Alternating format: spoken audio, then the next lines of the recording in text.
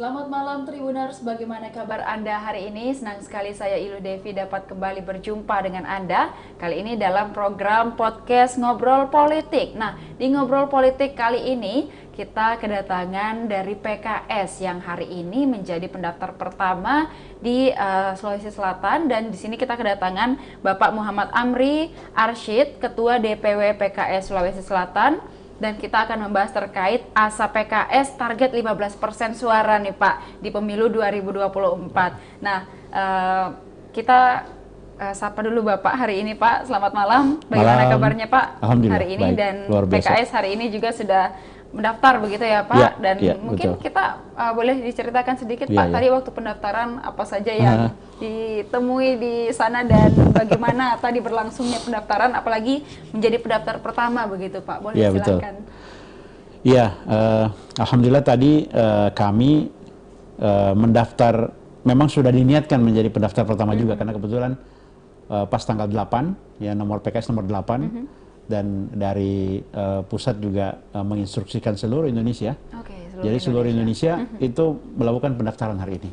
Dan itu bukan cuma di level provinsi, jadi pusat, provinsi, sampai kabupaten kota. Jadi bisa dibayangkan hari ini tuh harinya PKS untuk mendaftar ke KPU.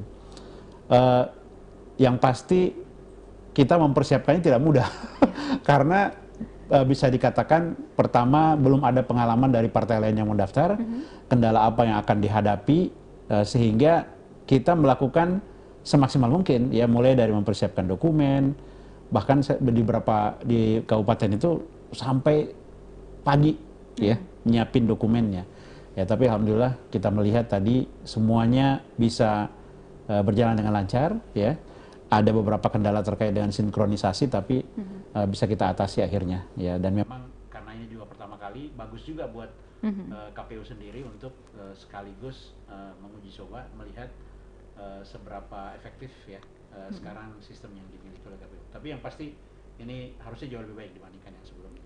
Baik, itu tadi mungkin ada beberapa kendala memang yang ditemui Pak, dan juga itu memang masih perlu untuk mungkin PKS tadi jadi semacam trial and error gitu ya Pak. Bisa jadi, ya, bisa jadi. Tapi ya baguslah kita memberikan paling tidak kontribusi dari aspek itu. Gitu. Baik, nah ya, untuk dari PKS sendiri nih Pak, kita ingin juga membedah nih, mungkin kalau dari pengamatan Bapak sebagai Ketua DPW Sulawesi Selatan, mungkin melihat bagaimana optimisme atau kekuatan PKS untuk tampil di kontestasi pemilu 2024 kali ini Pak? Ya, sebenarnya saya ingin mengatakan mungkin sama kali ya dengan periode-periode sebelumnya. Cuman hal yang berbeda saat ini adalah karena suasana politik kita juga di Indonesia saat ini ya lumayan hangat. Kenapa? Karena satu didorong oleh pertama presiden, pilpres, ya, yang dilaksanakan bersamaan dengan pileg. Sementara di pilpres itu sudah nggak ada incumbent, jadi kita akan memilih calon presiden baru gitu. Nah, jelas sekali setiap partai politik ingin memanfaatkan apa yang kita sering sebut dengan kotel efek, ya, sehingga dua kontestasi ini berlangsung bersamaan, tentu akan menjadi ajang yang menarik baik bagi calon presiden maupun juga calon anggota legislatif. Nah, kita sendiri merasakan ya plus minus lah gitu. Dan yang paling hangat di pileg itu adalah karena merebaknya isu terkait dengan sistem terbuka tertutup. Ini memberikan efek yang cukup signifikan ke beberapa bacalek, ya, yang ingin memutuskan apakah saya masuk apa enggak nih gitu. Kekhawatiran mereka adalah kalau saya masuk sistemnya tertutup, ya percuma gitu, nanti yang menentukan pasti partai dan yang akan didorong nomor 1 atau nomor 2 gitu. Sehingga kalau mereka mendapatkan nomor yang bukan nomor kecil, istilahnya nomor 1, nomor 2, maka itu kansnya akan menjadi sangat kecil. Sehingga banyak sekali bacalek yang maju mundur akhirnya. Daftar hari ini, bisa jadi seminggu kemudian, kayaknya susah, saya mundur gitu. Kita di partai politik, ini sangat sulit sekali untuk melakukan sinkronisasi akhirnya, karena kita harus satu sisi kita ingin mempertahankan bacaleknya, sisi lain kita dikejar oleh waktu yang sangat singkat, tanggal 1 14. Itulah makanya ya kita ketolong di PKS karena kita dulu melaksanakan program rekrutmen pencalegan dini gitu. Sehingga kita sudah punya cukup banyak amunisi untuk kemudian bisa memenuhi target di 1/14 ini. 14 Mei gitu. Baik, itu mungkin ada beberapa poin tadi yang menjadi pembeda begitu ya Pak antara pemilu 2019 dan pemilu nanti tahun depan betul. 2024. Iya, betul. Juga mungkin agak sedikit lebih adem gitu ya Pak. Semoga. Semoga ya, kita sama-sama Semoga. mendambakan pemilu yang damai-damai. Yes, gitu, betul. ada lagi saling Bukan cuma damai, seharusnya ceria gitu ya. betul, Pak. Lebih happy lah gitu. Betul sekali. Dan juga kita ingin tahu nih Pak, mungkin kalau dari PKS di Sulsel punya jagoan-jagoan tidak yang mungkin boleh dibocorkan sedikit di sini Pak? Boleh. Jadi kalau di Pileg itu kan yang menjadi trendsetter biasanya bacalek DPR RI. Ya kami pun juga sebenarnya kita di PKS itu karena memang kita punya fighting spirit lah, artinya kita nggak pengen bergantung kepada figuritas ya. Tetapi kita ingin melahirkan tokoh-tokoh baru ya di legislatif ini yang bisa kemudian berbicara, memberikan kontribusi kepada bangsa dan negara. Dan kita membagi segmennya itu paling tidak ada 2 prioritas kita. Yang pertama adalah segmen anak muda ya, millennials, kemudian yang kedua segmen perempuan. Ini yang kita dorong. Dan ya selebihnya tentu ya segmen biasa lah ya, istilahnya para politisi yang sudah berpengalaman. Nah menarik karena PKS itu menyiapkan slot 30% bagi anak muda. Dan ini cukup menarik ya, karena di seluruh Indonesia ternyata mendapatkan respon yang cukup positif. Karena kita tidak hanya sekedar menyiapkan slot, tapi juga memberikan support kepada anak muda. Karena dari beberapa kali kita melaksanakan talk show ya terkait dengan strategi ini, rata-rata anak muda itu senang karena kita melihat kalau orang ingin menjadi caleg atau bacalek saat ini, tentu yang selalu menjadi pembicaraan utama itu adalah isi tas gitu ya, selalu begitu ya. Kamu punya dana berapa sih untuk bisa maju? Nah, kita men-challenge anak muda itu untuk tidak berbicara pada ranah tersebut, tapi kita bicara pada ranah gagasan. Anak muda ini bawa gagasan apa? Sehingga gagasan tersebut bisa mengimbangi ya istilahnya kekuatan atau faktor lain, yaitu faktor isi tas untuk bisa maju di kontestasi politik. Karena saat ini kita sangat membutuhkan fresh idea lah dari anak-anak muda, gagasan dari anak muda yang bisa membawa Indonesia jadi lebih baik. Dan ini mendapat sambutan yang cukup baik dan alhamdulillah kalau nggak salah kita 30% cukup besar ya yang kita siapkan. Meskipun slot ini tidak sepenuhnya bisa dimanfaatkan anak muda, karena tidak semua juga anak muda saat ini punya punya pandangan yang positif terhadap politik. Iya, ya. betul. Anak muda itu masih sebagian besar nggak percayalah politikus gitu. Mereka lebih ke bisnis kali Pak ya. Lebih ke bisnis, ya lebih kepada bicara entertainment segala macam. Bisnis kreativitas. Termasuk anak saya sendiri juga mengatakan ya lebih menarik lah bicara bisnis ya daripada bicara politik. Padahal ya mungkin negara kita sangat tetap membutuhkan politikus dalam sistem demokrasi yang ada sekarang. Perempuan kita juga menyiapkan slot, meskipun given 30% pasti menjadi syarat ya. Tetapi kita coba untuk membangun bacalek ataupun juga merekrut bacalek perempuan yang tidak hanya menjadi pelengkap syarat. Itu kan kalau nggak sampai 30% ya. Jadi kadang-kadang kita cuman udahlah masuk aja lah, yang penting memenuhi syarat. Nah, kita coba cari perempuan yang betul-betul punya gagasan, punya ide dan bisa menjadi pengayom ya nanti suatu saat jika dia jadi anggota legislatif gitu. Baik, kira-kira seperti itu. Baik, betul. Jadi dari pemuda mungkin bagaimana bisa mungkin nantinya menampung aspirasi dari kaum muda gitu ya. Betul. Harapannya begitu. Karena orang tua mungkin nggak nyambung dengan anak muda. Apalagi gitu kan. Perkembangan zaman sekarang Pak berputarnya itu cepat sekali, apalagi tentang teknologi, kemudian bagaimana tren-tren. Kalau orang tua kan agak lelet nih, iya, betul. Kalau anak muda kan perubahannya cepat sekali gitu, dan mereka punya banyak sekali gagasan yang ya terus terang aja, saya pun sendiri kalau ngobrol sama anak saya kadang-kadang udah relatively udah nggak nyambung ya. Kadang mereka juga bilang pemikiran kolot gitu atau pemikiran kolonial. Ya mungkin bisa jadi seperti itu gitu. Kadang kita sudah nggak bisa paham sepenuhnya bagaimana anak muda itu berpikir gitu. Baik, dan juga mungkin melalui ini kita bisa melihat bagaimana setidaknya anak muda sekarang itu juga ikut untuk melek politik gitu ya Pak. Jadi jangan sampai sekali. Nanti pada saat hari H pemilihan juga bingung nih siapa yang akan dipilih. Dan harusnya dari sekarang juga sudah mempersiapkan siapa-siapa saja nanti calon yang akan Saya hanya membayangkan gitu. wajah politik kita kalau anak-anak muda ini terjun. Iya, betul. Saya membayangkan wajah yang totally different. Nah, ini yang kita impikan di PKS ya. Bahkan saya di beberapa acara dengan millennials itu menyampaikan seperti ini. Saya men-challenge anak muda. Ayo rubah, acak-acak wajahnya PKS saat ini. Saat ini kalau dikatakan PKS wajahnya ya kolonial lah, anggap seperti itu istilahnya. Ayo, saya mengundang anak-anak muda, ayo acak-acak wajah PKS. Buat PKS ini lebih muda, tampilannya lebih fresh. Bikin kegiatan-kegiatan yang lebih mencerminkan anak muda. Kita lakukan beberapa, alhamdulillah ya cukup nggak nyambung juga, tetapi ya itulah anak muda gitu. Anak muda, gagasan politiknya berbeda, dan saya lihat memang trennya lebih kepada anak muda yang terjun di politik, fokus kepada pembangunan ekonomi. Dan itu bagus. Ya, saya mendorong UMKM, industri ekonomi kreatif gitu ya. Yang notabene rata-rata orang-orang tua ini sudah agak susah nyambung ke situ, ya kan? Nah, ini yang apa namanya menjadi harapan kita ke depan.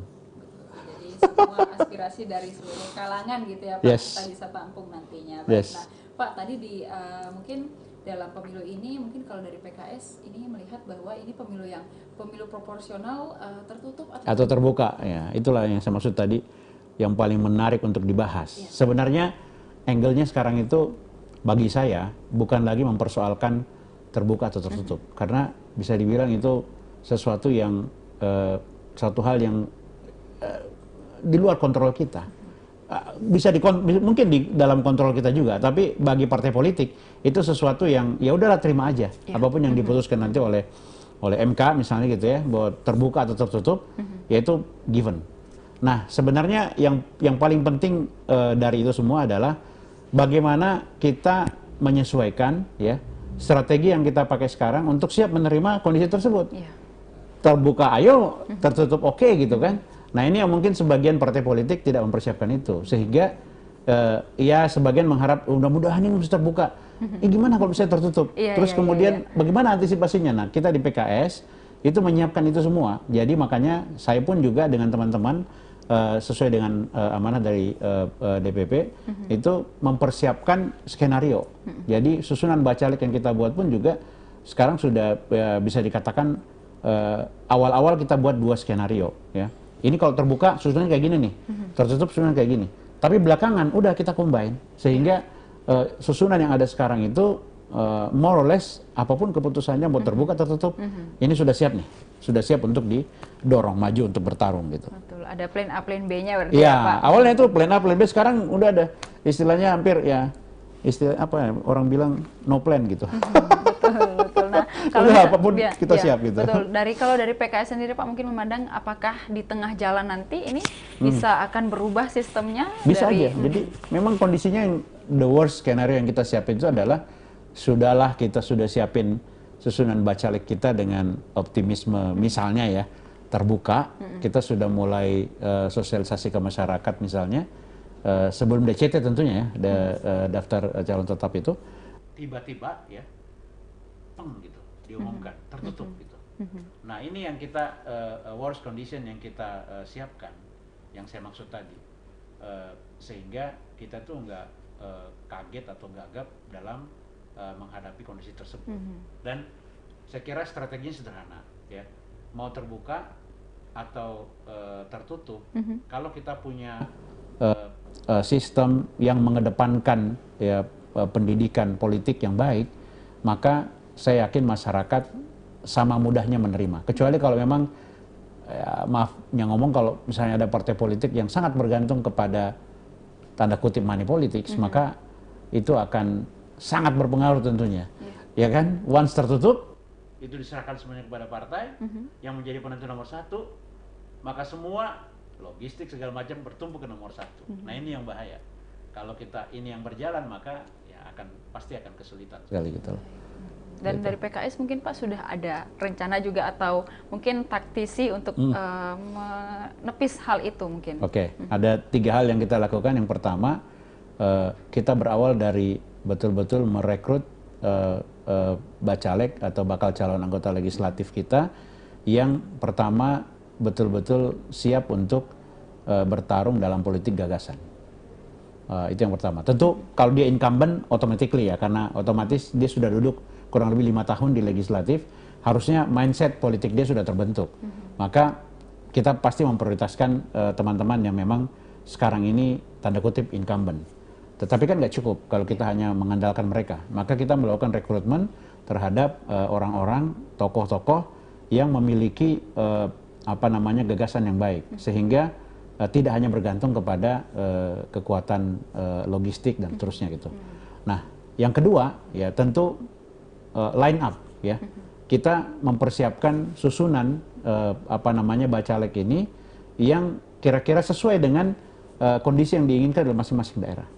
Jadi di samping ada anak muda, perempuan, kita juga merekrut tokoh, baik itu tokoh agama, budayawan, kita tempatkan di situ. Karena masing-masing daerah tentu punya keinginan ataupun juga punya kondisinya masing-masing. Sehingga kalau susunan kita ini ya samalah kayak pemain bola, ada penyerang, ada bek kiri, bek kanan.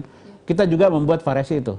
Ada yang terakhir pendidikan politik. Nah ini yang paling penting karena tidak semua bacalek kita itu betul-betul sudah siap atau memahami apa yang menjadi spirit politiknya PKS. Jadi kita berikan pendidikan politik kepada mereka sehingga apapun yang mereka sampaikan itu inline dengan apa yang diinginkan oleh PKS ke depan. Jadi termasuk juga mendidik dan merubah sosok bacalek kita yang baru ini dari yang tadinya mungkin nggak paham dengan bagaimana culture-nya PKS, paham dan culture-nya PKS dan akhirnya bisa membawa aspirasi yang diinginkan oleh partai gitu. Nah itu yang terakhir. Agak rumit sih tapi menurut saya oke lah. Oke Pak, ini tadi kita berbicara terkait bacalek tadi, mungkin kita juga ingin tahu bagaimana kemarin persiapannya teman-teman bacalek dari PKS sendiri dan juga apa kendala yang kemudian ditemui mungkin pada saat menggunakan silon ataupun mungkin banyak ini kendala dari SKCK, mungkin Pak boleh diceritakan? Saya kira kalau silon sih bukan urusan mereka karena kan ada tim silon sendiri yang bekerja. Yang paling berat itu adalah magernya itu loh, bacalek. Bacalek itu kan namanya bacalek ya, pengennya ya secara nature mereka pengen semuanya gampang lah gitu, ngurus ini gampang. Ya faktanya saat ini mereka dihadapkan oleh ya harus ngurus dokumen sendiri, ya kan, harus mempersiapkan dokumen-dokumen yang diinginkan oleh partai. Dan itu nggak cuma satu kan, harus ke Polda, harus ke ini. Kami lihat pertama itu tantangan terberat ya, sehingga kami itu kemarin terpaksa harus, kita punya yang namanya Kordapil ya, koordinator setiap dapil. Ini yang harus teriak-teriak nih, Pak, ayo Pak, sebentar lagi nih. Ya santai aja gitu, santai aja gitu kan. Akhirnya at the end, last minute semua dikerjain, seperti yang kebiasaan kita, SKS, sistem kebut semalam gitu. Akhirnya itulah banyak yang banyak yang ketinggalan, ya fotonya belum siap gitu kan. Salah satu itu yang menjadi kendala pada saat kita mau upload, itu belum lengkap dokumennya.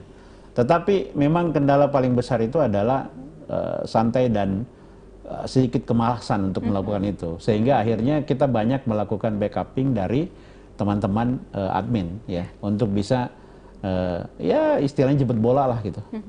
Nah tapi tadi saya bilang kita lakukan dengan happy lah semua gitu. Dan itu pasti dihadapi oleh semua teman-teman dari partai lain juga pasti akan menghadapi itu. Baik, tapi sejauh ini sudah aman ya Pak semua? Aman. Alhamdulillah semua dokumen. Karena kan juga KPU mempunyai sistem untuk nanti kalaupun ada yang belum lengkap, kita masih ada periode perubahan. Nah kita bisa manfaatin di situ untuk melengkapin lah gitu. Baik Pak. Baik, tadi kita berbicara terkait bacalek nih. Kita beralih dari bacalek kepada pemilih gitu Pak. Pemilih, oke. Ya tentu. Nah ini kan ada beberapa pertanyaan nih Pak dan juga anggapan bahwa PKS ini kan partai Islam. Nah bagaimana kemudian bisa meyakinkan pemilih, karena kita di Indonesia, di Sulawesi Selatan juga penduduk yang majemuk begitu, heterogen, banyak dari kita punya latar belakang yang berbeda begitu Pak. Mungkin dari PKS apa yang bisa disampaikan begitu kepada pemilih yang punya latar belakang yang berbeda-beda? apa ya, saya ingin mengatakan inilah mungkin kalau saya ingin menyalahkan ya kesalahan kita juga. Karena banyak yang beranggapan begitu, betul. Jadi banyak yang istilah mereka, PKS kan partai agama gitu, partai Islam. Jadi otomatis ya nggak bisa dong kalau selain Muslim gitu kan. Saya keliling, padahal udah keliling Tanah Toraja, menyampaikan. Terakhir saya di Tanah Toraja, kalau nggak salah bulan lalu ya. Saya sampaikan, di situ hadir juga ada Bu Camat yang hadir, ada juga Koramil kalau nggak salah ya hadir di situ. Saya sampaikan bahwa, ayo Bu, kita daftar di PKS gitu. PKS terbuka, adalah partai yang terbuka, kita siap menerima semua, bukan cuma dari Muslim, tapi teman-teman yang non-Muslim pun kita akan terima gitu. Dan cukup kaget juga itu, loh boleh gitu, saya bilang, boleh. Saya bilang, boleh, kita terbuka untuk siapa saja, dan kita sudah buktikan ada anggota legislatif kita di beberapa daerah tuh, ya kalau kita bicara Papua, nggak usah diomongin, NTT, banyak sekali anggota legislatifnya non-Muslim, bahkan di Mamasa sendiri ada yang sudah 3 periode, dan dia mengatakan saya nggak bisa bayangkan kalau saya harus keluar dari PKS. Bahkan kita dorong dia untuk melakukan rekrutmen, panggil teman-teman yang lain. Saya pun secara spesifik sudah menelpon ya tokoh gereja gitu, menyampaikan gitu, tolong Pak, kalau di Tanah Toraja, kalau mayoritas teman-teman Kristen atau Nasrani yang ada di sana, harusnya mereka diwakili oleh teman-teman non-Muslim, jangan diwakili karena aspirasinya nggak nyampe gitu kan. Sama aja kalau misalnya mereka harus diwakili oleh teman-teman Muslim, aspirasinya nggak nyampe gitu. Jadi saya ingin mengatakan bahwa ya tadi itu mungkin kesalahan PKS juga sih, istilahnya kita belum begitu berhasil, nggak smooth dalam menyampaikan kondisi kita, ya bagaimana penerimaan PKS terhadap keragaman. Ya jadi nggak usah, jangankan ngomong budaya, perbedaan suku, budaya, perbedaan agama pun kita sangat terbuka. Bahkan saya ketemu dengan salah satu tokoh Tanah Toraja, Pak Anar Sampai Toding ya. Kami merencanakan untuk melakukan roadshow untuk bertemu dengan tokoh-tokoh Protestan, Katolik. Dia ngajak saya bilang, oh ya Pak, saya sangat ingin sekali berdialog, ingin menyampaikan bahwa kita sebagai entitas politik seharusnya tidak hanya sekedar walaupun kita ini partai Islam ya, tapi harusnya bisa mengayomi semuanya. Karena pada saat kita duduk di parlemen, kita harus melepaskan atribut kepartaian kita. Kita kembali sebagai perwakilan dari rakyat dan mengedepankan kenegarawanan dibandingkan dengan kepentingan politik. Nah, itu yang harusnya kita bangun, dan meskipun tidak semuanya orang nggak percaya, saya bilang ya ini kita akan buktikan gitu loh. Kita akan buktikan, dan insya Allah kita siap untuk menerima teman-teman Bacalek non-Muslim. Saya mencatat saat ini ya di periode ini yang mendaftar, terutama dari Toraja Utara dan Tanah Toraja, nggak kurang dari 10% udah yang mendaftar di kita. Banyak yang pengen, cuman sebagian masih masih nanya-nanya, benar nggak? Saya bilang ya benar. Kita siap menerima gitu. Bahkan di Makassar kalau ada, ayo gitu. Kami siap terbuka menerima gitu. PKS terbuka begitu ya? Terbuka insya Allah. Agama apapun, kalau percaya dengan PKS begitu, apalagi misalnya di daerahnya mayoritas misalnya non-Muslim, harusnya justru, dipimpin sama gitu. Mewakili non-Muslim, dia harus ini juga sesuai dengan yang diwakili, karena kalau nggak nyambung gitu, betul. Aspirasinya nggak akan terbawa gitu. Dan PKS terbuka untuk itu ya Pak? Insya Allah. Betul, dan juga jadinya pemilih juga sudah bisa melihat gitu. Sangat, bisa juga melalui ini kita juga bisa memberikan sedikit informasi begitu kepada pemilih melalui tayangan ini bahwa PKS terbuka untuk semua kalangan. Bahkan saya ingin sekali ada dialog lah mengenai itu. Saya ingin sekali hadir, kita bikin dialog, karena ya banyak sekali stigma yang dilekatkan ke kita yang menurut saya itu tidak sesuai dengan ADRT kita gitu. Mungkin pelan-pelan nanti bisa disampaikan ya Pak. Allah, ya, dan juga bersama dengan pemilu 2024 ini nanti memberikan banyak warna baru istilahnya bagi pemilih. Dan juga terkait pemilih nih Pak, kita juga tadi sempat singgung sedikit terkait pemilih muda mungkin atau ada juga pemilih pemula, apalagi generasi milenial, dan juga di atas generasi milenial itu ada generasi Z sekarang namanya Pak. Itu luar biasa itu. Dan yang tadi kita singgung, mereka lebih suka untuk melek bisnis, teknologi, mungkin yang masih sedikit yang nyerempet ke politik. Mungkin bagaimana untuk mengajak kemudian meyakinkan pemilih milenial dan Gen Z ini? Ya sebenarnya kita melihat pendidikan politik ini kan bisa dikatakan ya bingkai aja. Toh orang akan kembali kepada basic needs-nya aja gitu. Kalau anak-anak muda ini lebih cenderung kepada apa namanya ya, pengembangan ekonomi, bisnis, ya jangankan anak muda, saya bilang kan, yang bukan anak muda juga pasti akan berorientasi ke situ, orientasinya pada ekonomi, ya. Cuman mungkin caranya yang berbeda. Kalau orang-orang yang ya generasi yang ada sekarang, generasi ya kolonial lah misalnya gitu ya, mereka sudah bisa mengimplementasikan bisnis itu secara real, ya, karena mereka memang sudah menjalani cukup panjang. Tapi anak muda itu sedang mencari bentuk pengembangan ekonomi bisnis yang sesuai dengan karakter mereka gitu. Yeah. Sesuai dengan karakter mereka. Saya ambil contoh lah, mungkin di dunia pertanian. Saat ini tidak ada yang menyangkal bahwa setiap orang itu butuh pangan. Nggak ada. Mau anak baru lahir pun juga anak muda, mau siapapun nenek-nenek, pasti semuanya mengaku butuh pangan, ya.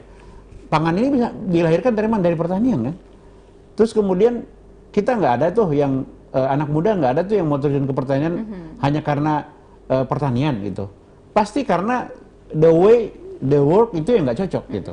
Betul. Makanya saya pikir sekarang ada istilah petani millennials. Bukan hanya sekedar istilahnya sebenarnya, tapi adalah bagaimana cara mereka bertani ini yang kita perlu rubah. Nah, ini yang kita tawarkan ke anak-anak muda bahwa sektor pertanian ini sektor yang wajib, nggak mungkin kita tinggalkan. Kalau kita tinggalkan bahaya buat Indonesia. Ini lebih bahaya daripada krisis senjata lah apa segala macam. Krisis pangan itu jauh lebih berbahaya dibandingkan krisis senjata. Tapi kalau mereka tidak terjun, berarti kan sama aja kita memutus generasi. Sekarang ini petani kita umurnya antara anggaplah 50 tahun, 60 tahun. Millennials nggak ada. Ini bentar lagi istilahnya udah di ujung usia nih. Kalau mereka yang 50 tahun ini hilang, ini nggak ada regenerasi gimana? Betul. Terus kemudian tanah di Indonesia yang begitu luas, siapa yang mau garap? Ya kan, pilihannya cuma dua. Kalau nggak jatuh ke tangan korporat, ya akan dikelola. Yang kedua dijual sama dijual sama petani sama pemiliknya. Kenapa? Karena nggak tenaga sudah nggak ada, kreativitas nggak ada dan seterusnya. Nah ini yang kita mau sampaikan bahwa bukan basic ini sama, tetapi cara untuk melakukan pendekatan politiknya itu yang nanti akan berbeda. Dan saya yakin bukan karena masalah politiknya, tapi karena cara kita mengelola politik inilah yang membuat anak muda nggak tertarik. Anak muda kita punya nih organisasi anak muda yang namanya Garuda Keadilan. Kalau kita bicara bisnis, tentu mereka bicara bisnis UMKM ke arah yang lebih kreativitas, bukan lagi ke istilahnya trading biasa apa segala macam. Kita harus bisa menciptakan itu. Kalau kita bicara pertanian, maka pasti mereka menginginkan pertanian yang lebih dekat kepada teknologi, aplikasi dan seterusnya. Nah, itu sudah dijalankan di tempat lain. Tinggal kita istilahnya contoh di sini, tarik anak muda kita masuk ke dunia pertanian lagi, sehingga kita bisa selamatkan semuanya. Apalagi ke depan ada yang orang bilang bonus demografi. Iya kan? Bonus demografi ini suatu hal yang nggak bisa kita hindari. Tapi kalau bonus demografi ini nggak bisa kita kelola, bisa menjadi fireback buat kita. Kenapa? Anak muda itu kan pasti tidak punya kemampuan yang cukup dari sisi finansial. Karena mereka masih muda. Betul. Mereka punya gagasan banyak. Tapi kalau kita tidak bisa arahkan, mereka bisa stres sendiri nih. Karena nggak sesuai dengan kondisi yang ada. Nah yang ketiga, mereka punya energi besar. Yang kalau tidak disalurkan ke arah yang positif, pasti ke arah yang negatif nih. Dan ini sangat berbahaya kan. Gerakan anak muda. Sekarang juga sudah lebih muda, betul. Dulu yang bisa membawa Indonesia bisa merdeka, anak-anak muda. Sebaliknya, kalau nggak bisa dikelola, maka bisa jadi yang sebaliknya terjadi. Yang ngancurin kita ya anak muda. Ini bahayanya. Makanya saya bilang bukan masalah anak muda tertarik politik apa enggak, tapi bagaimana caranya kita menggiring ya opini, gagasan anak muda ini ke arah yang lebih positif. Dan saya yakin politik Indonesia akan berubah dengan masuknya anak-anak muda. Mungkin akan lebih ceria, mungkin akan lebih happy, ya kan? Mungkin akan lebih fun dibandingkan sekarang ini politik banyak ditekuni oleh orang-orang tua yang isinya mau berantem aja saya lihat. Nggak ada Baik, jadi fun-funnya gitu. untuk anak-anak muda atau pemilih muda ini Iya. treatmentnya agak sedikit berbeda Harus. gitu ya Pak. Harus. Berbeda dan Harus kita berbeda. harus lebih kreatif begitu bagaimana nanti, Betul. apalagi nanti masa kampanye di November Yes. mendatang Yes. akan mungkin punya PKS punya treatment berbeda yakin. untuk pemilih pemuda gitu Kita ya. akan kita akan tampilkan anak muda berkampanye Iya, gitu. oke. Jadi orang tua duduk belakang aja deh gitu. Biarkan anak muda itu ngomong gitu kan. Orang tua batuk-batuk sekali-sekali bolehlah gitu. Baik, betul Pak. Baik, kita masih ada beberapa sedikit yang akan kita obrolkan Pak, Oke, tetapi setelah jeda pariwara berikut ini, Oke. tetap di sini Tribuners, jangan kemana-mana, kita akan melanjutkan ngobrol politik kita bersama PKS Sulawesi Selatan malam hari ini.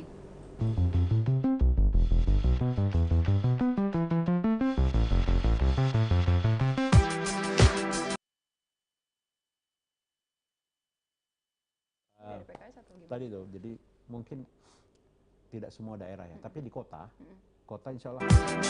Jalan-jalan ke pantai atau menaiki puncak gunung, melihat dataran indah dan membayangkan lukisan alam Tuhan yang menakjubkan akan tersaji dalam sebuah liputan menarik juga eksklusif.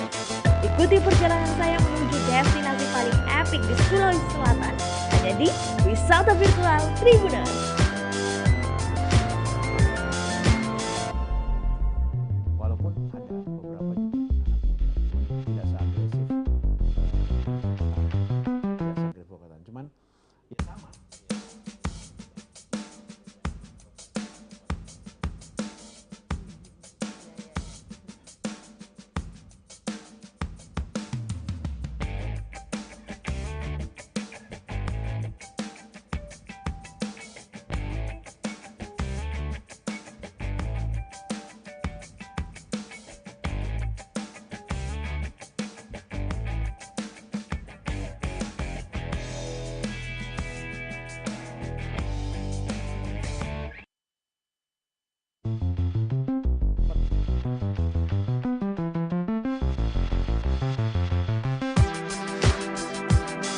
Jalan-jalan ke pantai atau menaiki puncak gunung, melihat dataran indah dan membayangkan lukisan alam Tuhan yang menakjubkan akan tersaji dalam sebuah liputan menarik juga eksklusif.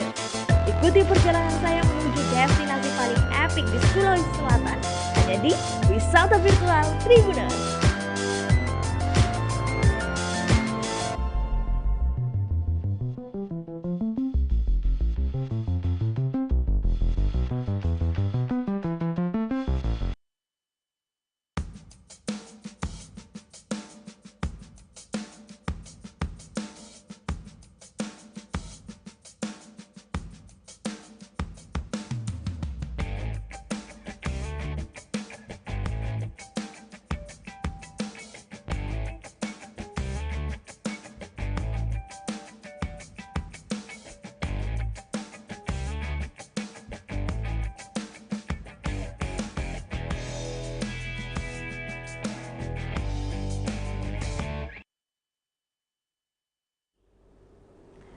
Terima kasih Tribuners masih bersama kami dan berbincang terkait politik hari ini bersama PKS Sulawesi Selatan, dan kita akan lanjutkan perbincangan kita pada malam hari ini. Mungkin Pak, kita akan sedikit juga bertanya terkait ada pekerjaan rumah besar ini rupanya dari PKS di level DPR RI. Nah, Dapil 1 pada pemilu lalu ini kosong. Pak.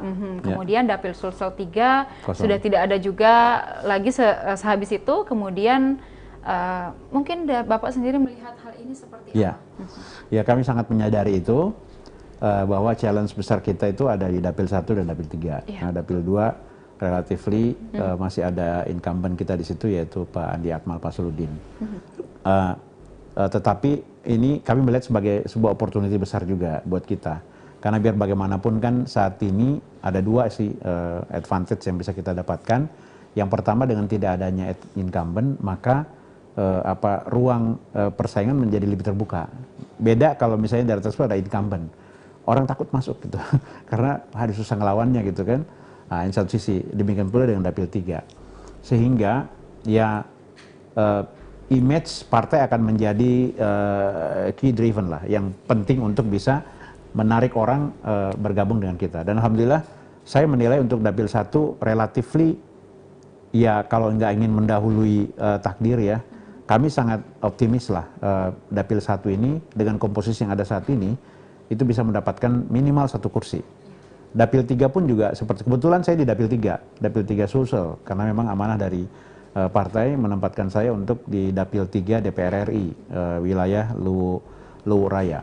Saya ingin mengatakan dengan komposisi yang ada sekarang, spirit dari teman-teman yang ada di line up Bacalek kita, saya juga sangat yakin bahwa kita akan dapatkan kursi juga untuk Dapil 3. Nah, justru itu kita menargetkan tadi paling tidak 4 kursi untuk DPR RI, karena ya, saya yakin dengan komposisi yang ada sekarang Dapil 2 ya, ini bisa memberikan kontribusi 2 kursi.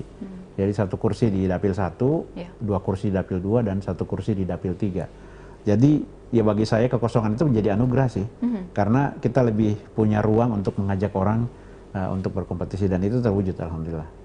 Ya terutama di Dapil 1 dan Dapil 3. Jadi itu bukan menjadi batu sandungan gitu ya Pak? Ya sangat enggak gitu. Saya mengatakan itu opportunity bagi kita gitu loh. Dengan kosongnya maka ya tadi alhamdulillah ya kotel efek dari Anies, meskipun sekarang kita belum jadi belum jadi calon presiden, masih bakal calon presiden. Tapi alhamdulillah lumayan bagus tuh responnya. Banyak juga kita dapatkan teman-teman tuh yang tadinya anggaplah dari partai lain ya, tapi karena partainya nggak mendukung Anies, jadi malah nyari ke kita, pindah ke kita gitu. Itu salah satu inilah, salah satu ya anugerah juga buat kita. Baik, mungkin dan ini juga Pak ada sedikit pertanyaan nih Pak ini, apakah karena PKS ini partai kader sehingga tidak mudah untuk melejit seperti partai baru sekelas Nasdem dan Gerindra? Mungkin bagaimana anggapannya Pak terhadap hal itu? Mungkin ini bisa diluruskan atau seperti apa? Ya, saya ingin memberikan komentar seperti ini. Setiap partai politik harusnya melakukan pendidikan politik. Dan bagi kami harusnya orisinalitas dari sebuah partai itu adalah melahirkan tokoh politik, ya kan? Bukan semata-mata menyiapkan wadah. Ya benar juga, tidak salah pada saat dia mengatakan kita menyiapkan wadah bagi tokoh-tokoh politik untuk bergabung dengan kita. Tapi kan jadinya tidak menuju ke arah pragmatisme gitu. Jadi apa yang kita lakukan kalau orang menyebut PKS itu partai kader, ya kami tidak pungkiri. Karena memang kita melakukan pendidikan politik dari mulai anak muda sampai kepada orang tua. Sehingga dari pendidikan politik itu kita berharap dari situlah akan muncul calon-calon pemimpin, baik itu di legislatif maupun juga di kepala daerah. Nah, tentu kita akan memprioritaskan kader kita untuk duduk di suksesi kepemimpinan. Tapi kita pun juga realistis. Realistis gini, dalam artian bahwa kita juga harus memberikan peluang bagi orang-orang di luar atau teman-teman di luar PKS, tokoh di luar PKS yang tertarik dengan platformnya kita untuk bergabung. Kita bukan berarti menolak orang dari luar, enggak. Ya faktanya juga sekarang dari provinsi aja, dari 8 anggota legislatif kita, itu kan yang betul-betul waktu dulu ya kader 2 orang. Selebihnya kan ya teman-teman dari luar bergabung. Tapi setelah bergabung kita kemudian mendidik secara politik. Jadi kalau dikatakan PKS sulit berkembang karena ini partai kader, mungkin ada betulnya. Artinya kami harus introspeksi bahwa sistem pendidikan politik kita ini harus diperbaiki supaya lebih bisa melahirkan tokoh dengan cepat dalam kurun waktu 5 tahun. Tapi juga nggak sepenuhnya salah menurut saya, karena justru PKS itu kokoh karena platform itu gitu loh. Kita punya kader yang real, kader yang konkret, yang siap mempertahankan marwah partai, menjaga partai. Makanya ya mungkin kalau PKS ini anggota legislatifnya bisa dikatakan ya jarang didapatkan, yang hampir nggak ada ya yang bermasalah dengan hukum apa segala macam, karena memang ya kita coba untuk tidak menjadi anggota ataupun juga anggota partai yang pragmatis itu. Jadi plus minus, ada plus ada minusnya juga. Betul, Pak. Kalau dari segi loyalitasnya mungkin Pak seperti apa? Itu jangan ditanyakan. Saya bisa katakan bahwa sangat sedikit sekali anggota PKS ataupun juga kader PKS itu yang lompat kapal ya. Jangan ditanyakan yang 2019 kekacauan ya, karena itu memang apa istilahnya something is going wrong lah gitu loh. Artinya bagi saya mengistilahkan detoksifikasi. Tapi itu adalah aspirasi politik. Ya teman-teman yang pindah ke partai lain itu aspirasi politik, kita harus hargai itu. Dan bagi saya it's done already, sudah selesai kan. Kita sekarang berjuang di ini kita masing-masing gitu. Dan itu bagus. Mungkin memang kalau anggapan itu ada benarnya dan ada juga tetap ada positifnya gitu ya Pak, bagi partai sendiri. Kemudian mungkin kedepannya bisa lebih digali lagi, misalnya potensi untuk bagaimana PKS bisa mungkin setidaknya menyamai mungkin dari segi popularitas atau harapan kita begitu. Dari mungkin partai-partai lain mungkin ada beberapa treatment yang akan dilakukan ke depannya begitu ya Pak. Satu hal yang berbeda mungkin saya ingin katakan PKS dibandingkan partai lain, mungkin nggak semua partai, tapi saya ingin mengatakan bahwa kalau partai lain itu mendapatkan popularitas dari tokoh partainya, kalau kami berusaha untuk mendapatkan popularitas itu dari aktivitas yang kami lakukan, kontribusi yang kita berikan, sehingga kita tidak bergantung kepada figur. Ya, kita tidak ingin bergantung kepada figur, tetapi figur ini besar karena PKS gitu. Artinya kita ingin melahirkan tokoh yang besar karena kegiatan yang dilakukan oleh PKS, sehingga PKS ini muncul dari aktivitasnya di masyarakat, kontribusinya kepada masyarakat, kegiatan dan program kerja kita di masyarakat, bukan karena popularitas 1-2 orang dalam partai tersebut gitu. Nah itu yang kita ingin lagi. Makanya PKS banyak tokoh, meskipun kalau dikatakan iya tapi tokoh-tokoh kecil nggak apa-apa, tapi di tengah masyarakat mereka dikenal. Banyak sekali di teman-teman di PKS itu yang sangat dikenal di masyarakat tapi tidak dikenal secara nasional, cuman sangat dekat dengan masyarakat. Banyak itu memang salah satu fungsinya bagaimana kita bisa dekat dengan masyarakat begitu ya Pak. Untuk apa juga mungkin terkenal begitu banyak yang kenal, tapi untuk kedekatan dengan masyarakat tidak get in touch gitu dengan masyarakat. Karena itu banyak yang lewat media saja gitu kan, orang lihat di TV apa segala, tapi ya not really close dengan masyarakat. Baik. Terkait tokoh nih Pak, kita akan berbicara sedikit terkait Anies Baswedan gitu Pak. Anies Baswedan, betul. Nah untuk Anies Baswedan nanti misalnya di 2024 ini mungkin apakah PKS akan mendapatkan efek ekor jasnya nanti di pemilu 2024? Tentu ya kita tidak pungkiri bahwa salah satu benefit ya, yang kalau kita ingin katakan sebagai benefit yang kita ingin dapatkan dari Pak Anies Baswedan sendiri, dan saya kira capres yang lain juga terhadap partai itu adalah coattails effect. Jadi meskipun ini tidak menjadi cantolan salah satunya, tapi kami berharap akan terjadi simbiosis yang baik antara Pak Anies dengan PKS. Salah satu yang kita harapkan adalah karena kalau kita bicara geopolitik kan jelas gitu, Anies di mana posisinya apa segala macam gitu.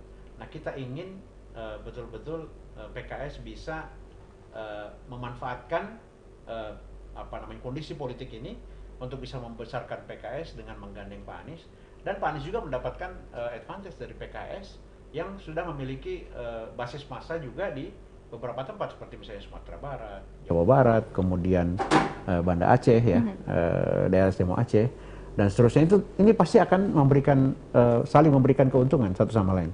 Tetapi poin saya adalah kita sedang ingin mencari calon presiden yang betul-betul diinginkan oleh masyarakat, yang betul-betul bisa memberikan perubahan. Nah, kita ingin menjadi bagian dari itu. Sehingga pada saat kita memilih Pak Anies Baswedan bukan hanya sekedar melihat coattails efeknya, tapi betul-betul menguji visi misi beliau sejalan nggak dengan visi misinya PKS. Dan itu kita dapatkan di Pak Anies. At least sampai saat ini kita melihat kita masih sangat sejalan dengan Pak Anies. Baik, kalau kerjasama dengan relawan Pak Anies mungkin ada Pak? Kita sudah mulai merintis sejak tahun kemarin ya, tahun lalu. Cuma memang karena kerja di partai itu adalah kerja struktural, sehingga tentu saat ini kita masih bekerja secara struktural. Maksud saya hubungan yang kita bangun dengan teman-teman relawan belum pada pada tatanan bekerja bersama secara struktural, tapi lebih kepada kultural. Jadi banyak anggota PKS yang sudah bergabung dengan relawan, tapi bekerja bukan atas nama kerjasama PKS relawan belum, karena karena ya kita belum resmi kan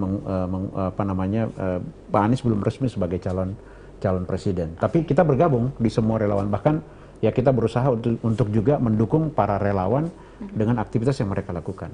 Sejauh ini sebatas itu, dan pasti silaturahmi terus berjalan dengan mereka gitu. Baik, artinya tetap menjalin silaturahmi gitu ya Pasti, Pak, dan pasti. juga Pasti kita terus bukan cuman komunikasi di media sosial, tapi juga pertemuan secara fisik kita lakukan dengan teman-teman relawan. baik, itu semua upaya-upaya yang sudah dilakukan sejauh ini begitu ya Pak. Mungkin terakhir untuk menutup diskusi kita pada malam hari ini Pak, mungkin apa harapannya begitu Pak untuk pemilu 2024 yang akan datang? Nah, itu menjadi harapan kita semua ya. Yang pertama, sebenarnya kami berharap partisipasi politik dari masyarakat Indonesia bisa naik. Dan saya melihat tidak ada tidak ada pihak yang paling bertanggung jawab selain pemerintah kecuali partai politik. Nah, kita partai politik ya tentu rendahnya kontribusi atau partisipasi politik itu salah satunya adalah disebabkan oleh pandangan negatif dari sebagian masyarakat yang melihat politik ini bukan sebagai solusi, tapi menjadi sumber masalah gitu. Nah, ini mungkin yang kita harus perbaiki. Jadi yang pertama itu adalah kita ingin meningkatkan partisipasi politik masyarakat. Baik itu terutama kalangan milenials lah, yang ya kita bisa tahu ya sebagai salah satunya adalah bonus demografi yang kita dapatkan ini. Yang kedua, kita sangat ingin sekali ya kompetisi politik yang ada di tahun 2024 ini berjalan dengan damai, ya. Berjalan dengan damai, saling menghargai, ya respect satu sama lain, tidak ada lagi negative campaign, tidak ada lagi black campaign, ya. Tapi kita menghargai semua perbedaan yang ada, sehingga karena kita yakin tidak ada satupun partai politik yang menginginkan negara kita hancur. Pasti semuanya ingin maju. Nah, tinggal saling menghargailah visi dan misi masing-masing, sehingga kita bisa betul melahirkan anggota legislatif yang berorientasi pada kepentingan bangsa. Yang terakhir, ya kita ingin sedapat mungkin masyarakat ya yang terlibat juga bisa ikut berpartisipasi dalam menekan money politics. Karena ini bagi kita adalah penyakit, ya. Betul. Penyakit yang sangat berbahaya, yang istilahnya kalau itu terus dipertahankan, maka kualitas dari demokrasi kita pasti akan hancur. Dan bukan cuma itu, efek negatif kepada kehidupan berbangsa kita juga akan terus terjadi. Dan yang paling dirugikan adalah masyarakat sendiri. Betul. Jadi dengan keuntungan jangka pendek yang mereka dapatkan, yang mereka rasa keuntungan, itu sebenarnya adalah penyakit yang bisa merusak selama 5 tahun. Ya, tolong kita menghimbau supaya masyarakat bisa meningkatkan awareness-nya terhadap ini, dan mari kita lawan maling politik, dan kita kembangkan politik yang berbasis gagasan. Itu aja barangkali dari saya. Itu yang sangat perlu ditekankan gitu ya Pak, money politik, karena ini senangnya sementara gitu. Setelah itu kedepannya masyarakat yang menanggungnya, yang terpilihnya ini yang senang-senang sendiri happy, gitu. Sementara masyarakat yang jadi korban gitu. Betul, baik Pak. Dan juga terima kasih Pak sudah berbincang bersama kami pada malam hari ini. Target 15%-nya aman ya Pak? Aman. Aman. Insya Allah kita akan raih. Baik, terima kasih Pak, sehat-sehat, dan juga semoga sukses nanti sampai pada pemilu 2024. Dan setelah itu kalau dari PKS banyak yang terpilih, semoga dapat menjalankan amanah masyarakat. Baik. Dan juga salam untuk teman-teman di PKS ya Pak, terima kasih selalu. Dan juga sukses sampai nanti penyelenggaraan pemilu 2024. Dan juga terima kasih kepada Tribuners yang sudah menyaksikan program kita pada malam hari ini. Dan tetap saksikan program-program menarik lainnya hanya di kanal YouTube dan Facebook Tribun Timur, Mata Lokal Menjangkau Indonesia. Saya Ilu Devi dan seluruh kru yang bertugas pamit undur diri. Terima kasih dan sampai jumpa.